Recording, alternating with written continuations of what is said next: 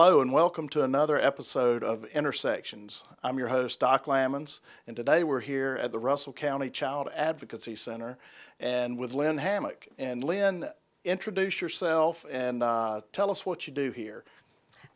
Lynn Hammock, and I'm the Executive Director of the Center. I've been here, this is my 16th year with the Center. And our purpose is to serve children who are victims of sexual abuse, severe physical abuse, and neglect. Some of that may even, when you look at neglect, it could even include medical neglect. It could be children who have been exposed to domestic violence. And we also serve adult survivors who are victims of abuse as well.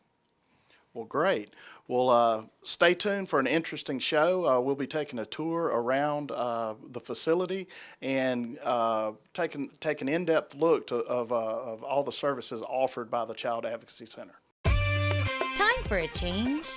Bring in your gently used current fashions, shoes, handbags, and accessories to Clothes Mentor and receive cash on the spot. Clothes Mentor buys all major styles, brands, and looks for all your changing ways. So whether the season changes, your job changes, or you just change your mind, bring in your items to Clothes Mentor to put some cash in your pocket. Change is fun when you shop at Clothes Mentor. Clothes Mentor. Like the look, love the price. Welcome back, everybody. Again, I'm your host, Doc Lammons. This is Intersections, the show about the people, places, and things in Russell County. And today, we're here at the Russell County Child Advocacy Center with Executive Director Lynn Hammock. Lynn, you gave us a brief introduction at the beginning of the show. Tell us a little bit more, kind of go in depth about the mission here, who you service, and of course, it being in Russell County, is it confined to Russell County, or give us some information on that? Okay. Actually, we serve children who are victims of abuse between the ages of literally 0. The youngest victim that we've served was 9 months old and was a victim of a rape through the age of 18. We have done interviews of adults who are victims of rape but may have a lower IQ. There may be a mental health issue that puts them at a childlike level, and it's much better for that adult to be able to be interviewed by people like us. So it's a more comfortable setting. We average between 150 to 160 interviews a year.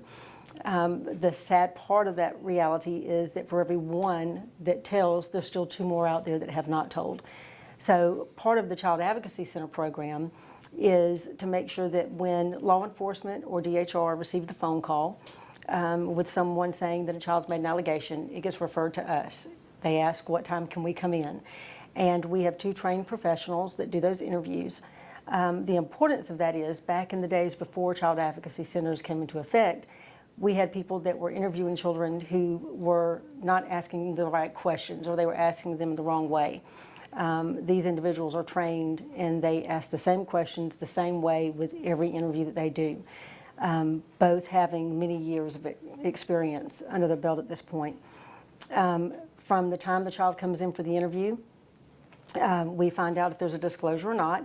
Our job's not just to find out if something did happen. We also want to make sure that if it didn't happen, we don't want someone getting arrested or charged for something they did not do, because sometimes children's words get taken out of context. So our job is not just to find that someone's guilty, but also if something didn't happen. From the point of disclosure, if that occurs, our family advocate will then refer for counseling. If a medical exam is needed, I'm always excited to be able to talk about our medical room that we'll see during the tour. But we are one of very few, a handful in the state of Alabama that actually have their medical facility on site. So our trained sexual assault nurse examiner can do those exams on site. There's no waiting in the emergency room. There's no having to make an appointment with a doctor to be seen. And that way everything is done in one place and under one roof. From that point, again, we carry that child from the beginning to the end. We may have siblings of the victim who are having issues just in dealing with the whole process, so we service those kids as well. It could be that the parent is having difficulty. We recognize all of the time that when these parents come in and they say, I should have seen, I should have known, I should have heard, I should have recognized, and when we say, why do you think that is? They'll say, because I was a victim. Did you ever tell anybody? No. And this is the first time they're telling. So then we provide services to that parent as an adult survivor, because it's difficult for that parent to help their child through the process if they haven't even dealt with their own issues. We then move into our prevention program. In the state of Alabama, for those that don't know it, a couple of years ago, it was passed by the state, it was in the state legislature, that every school system in the state of Alabama has to provide child sexual abuse education in the school system. If the school systems are not doing that, they can be charged and fined. Fortunately for Russell County and Phoenix City school systems, we've been doing that for 13 years. And it actually came about 14 years ago. I've been here 16 years, so it was 14 years ago that we started seeing an increase in the number of cases that were coming through where an offender was 17, girlfriend maybe 15, they were in a sexual relationship, something happened, it got reported, and then that 17-year-old is considered a registered sex offender if they are charged. And we're thinking, what can we do to make sure these kids know? That's when we got into the school system, just to educate those freshmen, sophomore, to understand what the law was and how that could get them in trouble. At this point, 13 years later, we're seeing ourselves going all the way back to kindergartners. We do a simplified version of what touches are appropriate and what aren't appropriate. It's called Welcome and Mean Touch. And we do that all the way through the high schools. We go through different levels. And it's actually twofold for us. It's not just providing that information, the here and now, so that we can say, okay, if any of this is happening to you, who can you report to? But it's also hoping that these kids who literally get this program from beginning to end, when they marry and then have children, that they're going to be better parents for knowing the information that we provided throughout their school years. The third program that we have is STARS program. That one's a little more difficult. It's specialized treatment for adolescents without residential services. It's an outpatient program. Again, we're one of only a handful throughout the entire state. We're located at a different office. We have a satellite office on 7th Avenue, I'm sorry, that provides services to kids on an outpatient level for those kids that have some offending behaviors, but they're not to the extent that they need to be in lockup or residential programming. It gives us an opportunity to work with the parents as well as the child. And our hope is that they get this information, especially at a younger age. If we're dealing with these kids between 10 and 14, 15, their brains are still developing. And we can talk to them about triggers and what not to do. What we find is some of these kids were victims themselves, and they're just acting out on what happened to them. So that's a 12 to 18 month program, and we work closely with juvenile court for that program. Our success rate through that program is through the roof as far as I'm concerned. We've had less than 5 of the 13 years we've been in existence that have either reoffended or been in some type of trouble with the law, and that is covering or still doing outcome surveys 5 years after they've exited the program. That says a lot about the work that's being done through that program, averaging 12 kids a year. So those are the 3 programs that fall under our umbrella. Well, that is great. Thanks for the outline of the programs. And of course, all of them are very complex and need a lot of funding. So first, let's cover an event you've got coming up, a fundraiser. Then we'll get into the other types of funding and other ways people can donate. First of all, if somebody wants to donate, how do they do that? And explain how they would get in touch with you and all that kind of good stuff. Okay.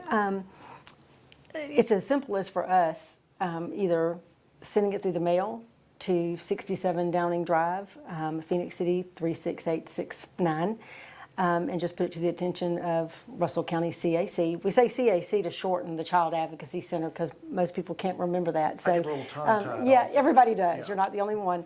And then we also have the neat mechanism that we've had come to our attention, really, because we actually got cut off on Facebook.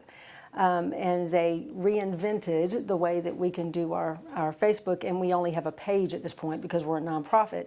However, what it does do is it sets us up with a donate button. So if someone just goes to Facebook and puts in Russell County Child Advocacy Center, we'll come up, ask us to friend and like us, and then they can donate that way.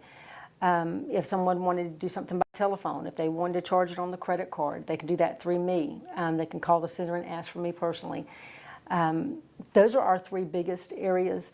When it comes to financial contributions, I'll be honest, we don't care if it's $5, $50, or $500. We get as excited about one as we do the other. One of the big things that we get from people that they actually laugh at us is when we get toilet paper and paper towels donated, or a teen realtor who brings us candy for our prevention program in the schools. That may not seem like a lot, but those are the things that add up and come out of our operating budget. And when you've got to spread that out over 12 months, that could easily run you $1,200. Right. So it's amazing at the people that come to bat for us and donate those kind of things that help us get through the year.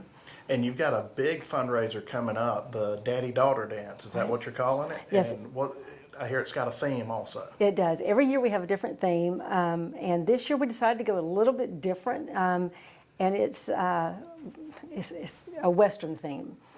Boots and bling. So we want the dads can come in their dress attire with their boots, or they can wear their jeans with their boots, however they want to dress. The girls the same way. Dress it up, dress it down, whatever they feel comfortable in. So we decided we'd take it just in a different route this way. They can be comfortable. This is our favorite event of the year. We also have a golf tournament that we do in October, but the father-daughter dance is one of those where it's not just fathers and daughters. We have dads that are in the military, maybe overseas. We have dads that just may not be in the child's life. So we have granddads, we have uncles, we have older brothers. We've even had neighbors that brought military daughters to the dance. And it's amazing to watch between 450 and 500 dads and daughters out on the dance floor. And I love getting up on stage and just being able to look down and watch these people do what they do. The dads are out there with their cameras and their cell phones and they're videoing everything, and these girls are just having a blast. I mean, by the time, we always talk about how the girls have their hair all up and they've got curls hanging and their nails are done and their cute little outfits, and 10 minutes into the dance, shoes are over here, pantyhose are off over here, and the dads are going, go ahead, have fun. And I'm just thinking, if these moms only knew. But that's the fun of it, and that's what makes it such a unique experience for us. So we love it. How much is a ticket and where is it being held?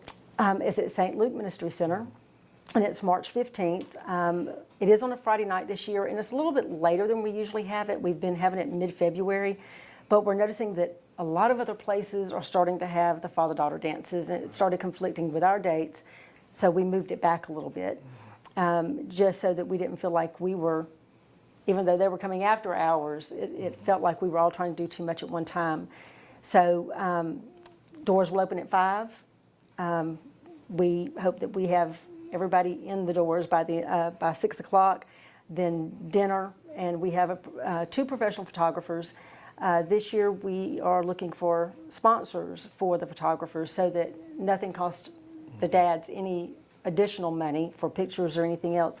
But it's $40 a couple, and we call a couple a father figure and the daughter. If there's an additional daughter, it's $10. That's a sit-down dinner, the dance, a goodie bag, which is sponsored by our partner, which has been Pratt Whitney, and it's just a night of fun. And we have a photo booth that is set up for them to have props and do fun things with, and then we have the professional photographers taking pictures that will be posted that they can download. Well, sounds like a neat night, and again, they can contact you for tickets. Yes, Are they there sure any can. other ticket outlets? BB&T Okay. has been a wonderful sponsor for us. They have been selling tickets for 13 years now for us. And Robin's Nest on Somerville Road also. They can purchase tickets there. All right, well, great. Well, now let's get into, you mentioned a golf tournament, and go into some of the other fundraisers you have throughout the year. We actually have the 2 major fundraisers. Golf tournament in October, which is actually our largest fundraiser. That's where we really bring in the majority of our fundraising dollars. We have to have between $45,000 and $50,000 a year in fundraising to balance our budget. That's difficult to do. this day and time. Golf averages about 25, and the dance, well, we bring in a little bit more than 25 as far as golf is concerned, and then the dance kind of makes up the difference. Then we have another event that we used to have, and that was Shepherd Rokers did a fishing tournament for us for years, and Jay Shepherd he's done it long enough, and he's kind of retired from the fishing tournament. So we're looking for some avenues to kind of recoup those dollars and contributions. But we are looking at having a cash bash or a drawdown April 29th, which we'll come out with more information about that once we get all of that set in stone as well. But it's to make up the difference that we would lose from Jay. But I would like to say that Shepherd Brokers has donated over the years that they've done this event over $100,000 to the center. That's I mean, impressive. that's incredible. Yeah. And we've had other places. We've had Team Realtor who did some fundraising for us, and our cabinets that are behind us, because of a fundraiser, we were able to get that built at no cost to the center, and much needed. But there are so many people out there. The farm at Lowwater just did a bridal show, and we were the recipients of those dollars, which was over $1,000 that was donated to us. So we can't say enough about the community because they really step up to the plate and help us when we need it. So. Well, that's great, and I'm looking forward to a tour so that the viewers can see, and those that might be watching that have donated in the past, where their dollars are going and what they're doing to help the community. And of course, we just covered some donations and how the public and the community can donate. What are your other funding avenues? Do you write grants? How does Yes. that work? Yes, on writing grants. Our biggest funding source is probably through United Way. We are a United Way partner agency, and for those that give to United Way, I would just like to say thank you, because without United Way funding, none of our programs exist. We would literally have to close doors.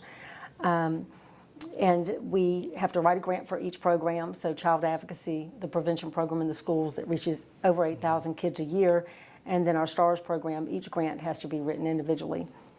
Don't mean to interrupt, but let's go back to United Way. If there are people watching that already give to United Way and kind of have it in their heart that they would like to see some of the money go to you, can they tag it and it comes directly to you? How does Yes, that work? there's a designation on the bottom of the form that says that it can go to us.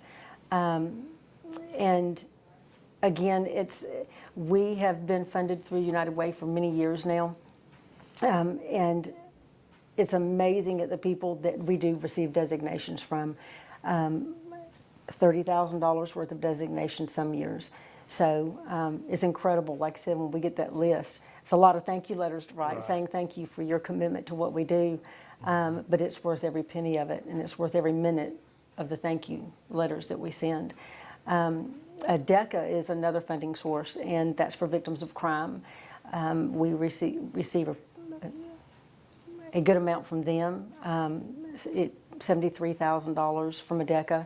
And that money has to be specific to the Child Advocacy Program. We receive dollars from NCA. We are an accredited agency, and through the Alabama Network, which is a network of all of the advocacy centers throughout the state of Alabama come together as one network. That funding is then, but we are actually written into legislation, which tells you something big, that when we're written into legislation, that we get money from the general fund as well as Children's Trust. Those dollars, again, are sent to us quarterly. We have juvenile justice that we receive funds from, and then everything else is kind of smaller grants that we write. I mean, I couldn't even tell you off the top of my head, because I feel like if I missed one, then I'd feel bad that I missed somebody. But there are local companies as well as national that we've written to for funding. I would like to say that one thing that we've never received, but we get nominated for, and we have been nominated for the last 2 years, is Chick-fil-A. Our local Chick-fil-A, Todd Morgan, has nominated us as it's for an award, but it's also for a grant. And although we may not have won it, to me, getting that nomination has been just as important, that we stood out enough for him to be able to make that nomination for that award. So, we love that. That's great. Is there anything else you'd like the viewers to know before we take a little tour of the facility? Not really. I think the tour is the important part because I can talk about it. You've been around me long enough that I can talk about the center all day long. But until you take a tour and actually go through and see what we do, it just doesn't mean as much until you see it. So. Well, great. Well, join us when we come back, and we're going to be taking a tour of the CAC, Russell County CAC facility. Thank you.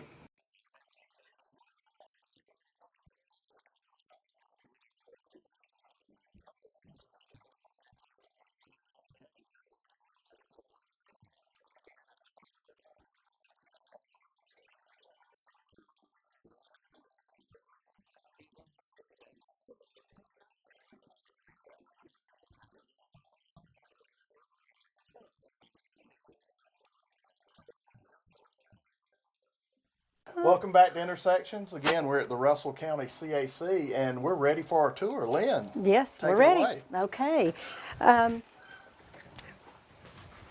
When a family comes in to the center, they will meet with Miss Emma, and they will tell what they're here for. Typically, that's going to be for their interview. We actually have this vestibule here because this door is closed, and when the family comes in, we make sure about where they're going to be seated or taken to the lobby, but we don't want UPS, the Postal Service, or just someone that's stopping into the center to be able to see who's in the lobby. So that's one of the reasons that we made sure we had this little holding area when we built the building. And I would like to say that we actually started out on South Railroad Street in a small house that was along the railroad track, and we never knew when kids were going to jump out of cars and be on the tracks. And then we were truly blessed to be able to raise the money that we needed so that this building is ours. And we are debt free with the building. So, great. So. And there is a rhyme and a reason to how you're going to take us through the facility. Right? Yes, This is how... it's kind of beginning to end. Okay. That way you can actually see the process as it happens. So when they come in, they will come into the lobby. And these are for the kids that are coming in for the interview. Miss Emma will greet them. Emma is our admin assistant. She will greet them and explain the process that the family advocate will be out to get the parent. Then when they come in for the interview, the parents have to remain in the lobby. No one's allowed to come into the interview process except for the ADA, law enforcement, and DHR representatives. There are times where our family advocate goes into the interview, but for our purpose today, I'm going to show you the interview room. And the one thing that we make sure happens is that for every child that's interviewed, the interviewer explains that the child is being videotaped and that there are people on the other side. That way, they don't look at it and go, hey, is somebody seeing this? Is somebody watching this? We're up front with them. We don't lie. We tell them the truth from the beginning. And actually, that makes all the difference in the world because we don't throw a surprise at them. The interviewer will sit in this chair, the child sits in this chair, and then behind us is our screen that when we have law enforcement and people in the other room, when an interviewer is talking to a child and let's say they ask a question, the child says, well, it happened in that room, and they keep talking, and then the interviewer misses asking what room when they say that room. They can actually type on the screen and it will come up in white letters from this room, and I'll show you the where the others will be sitting. This is our observation room, and in the observation room we'll have one of the law enforcement is typically sitting here, and they will type the question in and say, what room are they referring to? And then the interviewer can glance up and look up and say, you said that room. Can you tell me what that room is or was and describe it to me? And that keeps the interviewer from having to come in and out of the room. It keeps the child going through that interview process, and there's not a break in it. Once the interview is completed, law enforcement will then have a copy of the interview, and then they put that in their case, and it can be then sent to the DA for prosecution if that's what the team decides. That's our file room. You really don't want to see it. It's a mess, so we'll leave that one alone. Our lobby, one of the things that we always talk about is our furniture. we'll have families that come in that just, this furniture is as old as the building is, so it's 13 years old at this point. But because it's so cozy, we'll have parents that have worked maybe night shift, and by the time they get here, they're sitting down while their child's in counseling. And every now and then we'll walk through and find them asleep, and we'll be like, well, they're sleeping, and we'll just cut the light off and let them be. We don't bother them. This is Alma Torres. She is our family advocate / office manager. I call her my right hand and my left hand. Alma assists me in a lot of my director duties, but more important for me is the way that she takes care of the families that we serve. Making sure that if there's referrals that are required, going through the interview process, telling how that process is going to be, referring for a medical exam or counseling. Her plate stays full just in dealing with the families. And sometimes it's even a family member that's going through a tough time and just needs to vent. Alma can have them come in, close the door, and lets them go. And sometimes they just need somebody to listen. Alma is one of your professionals that I think has just graduated.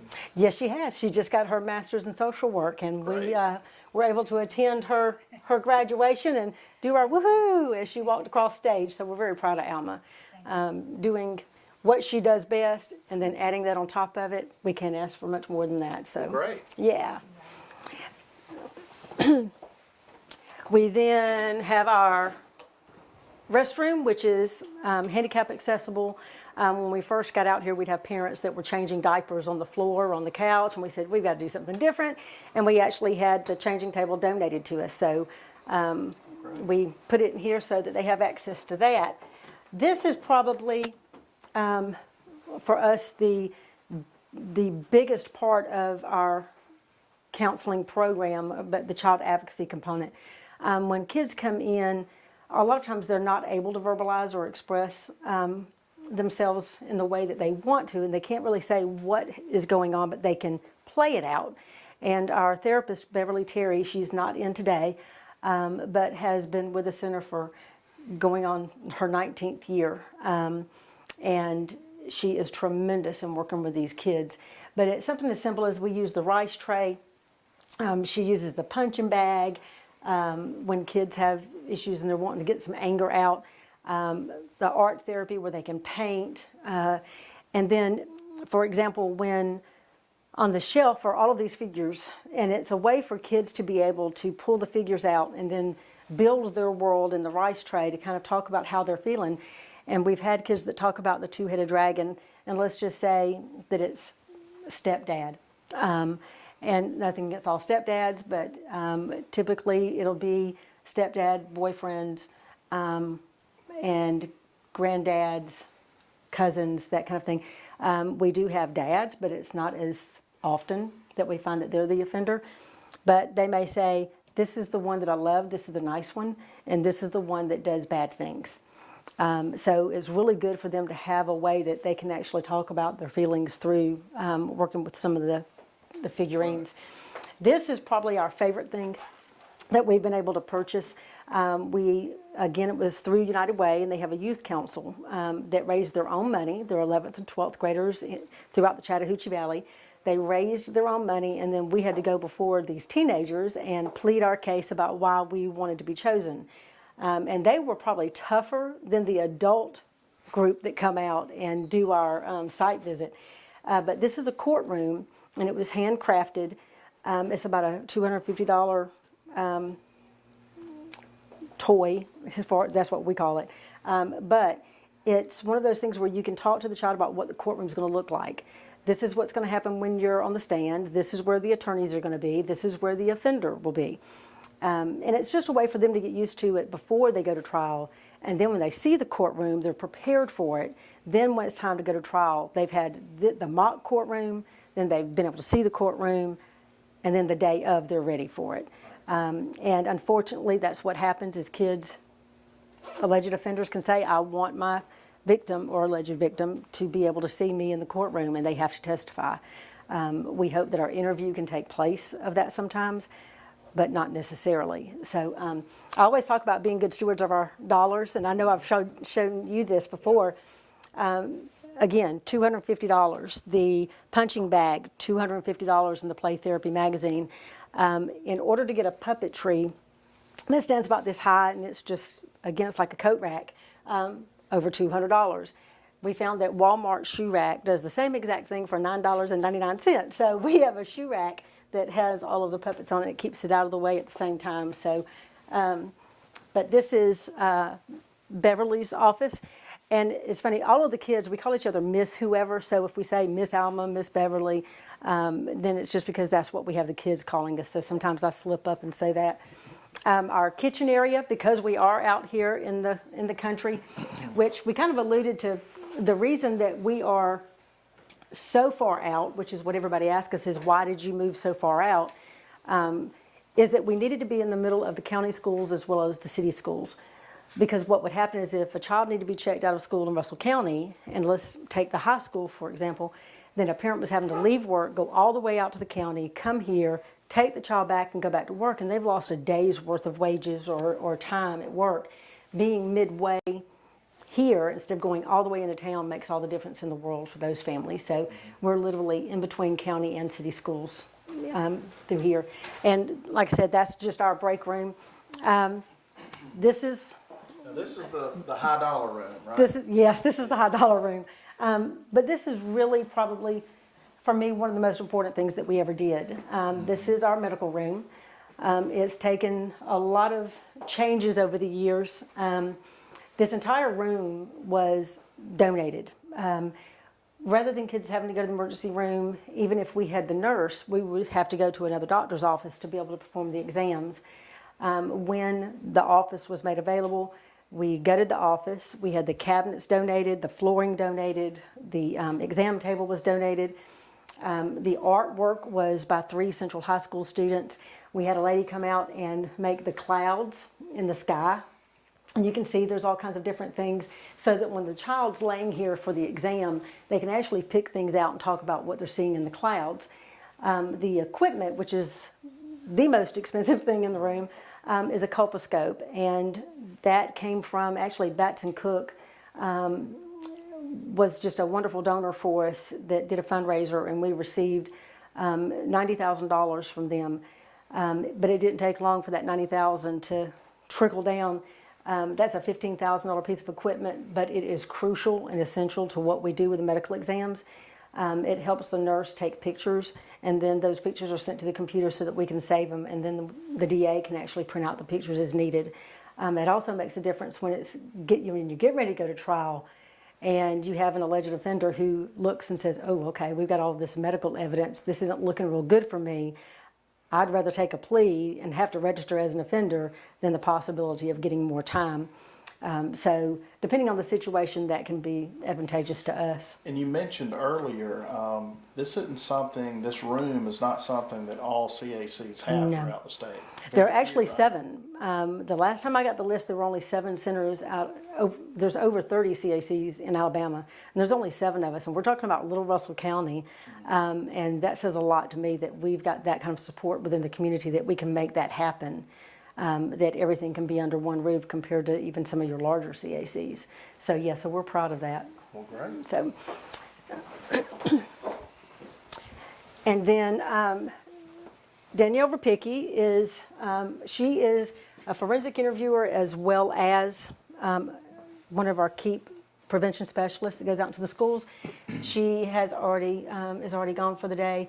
But this is her office, and again, she does the same thing that I'll be introducing you to Ms. Rosser, who they kind of do a dual role. This is what we call our second waiting area. This waiting area is important because if we've got children that are coming in for counseling, and they've been coming in on a regular basis, on a weekly basis for a while, and then we get a phone call for an interview to come in, what happens is we make sure that the counseling families are back here, so when the interview, which is typically in crisis, comes in, they don't have to see each other. They can go straight down to the hall to Beverly's office. When they're done, they can go out this door, and they're right there in the parking lot. And that makes all the difference in the world that they don't have to see each other, and confidentiality as well. Right. So, and that's the other reason for being so far out is when you look at confidentiality, you're not on South Railroad Street standing on the front porch waiting to get in and people driving by seeing people that they know. So that makes a difference. And I was talking about having the dual role. Deidre Rosser is also a forensic interviewer, as well as a prevention specialist. And Deidre's been with us 8 years now. And everybody on staff, we have a lot of longevity in the office, which says a lot, because the turnaround typically for the jobs in this area are 5 years at the most in CACs. So the fact that we've got 6 employees and we've got 4 of those have been here over 5 years is a good thing. My office, which really doesn't say a whole lot or mean anything, I'd rather go into the conference room. Mine's just paperwork. The conference room is really where a lot of the team aspect of everything happens. Our DHR representatives, law enforcement, our ADA, victim advocate, as well as our staff come together twice a month, and we talk about every case that comes through the center. And we want to make sure that we're all giving our side of what each other are doing, whether it's to prosecute the case, preparing for trial, whatever the situation is, so that we can make sure that a family's not falling between the cracks. We don't want to lose track of what's happening with that family. Once the child is interviewed, they get an opportunity to come in, and they can either pick a stuffed animal or one of the blankets to take with them. And it's our way of saying, we want you to remember who we are, and we want you to feel comforted, and this is the way we do it.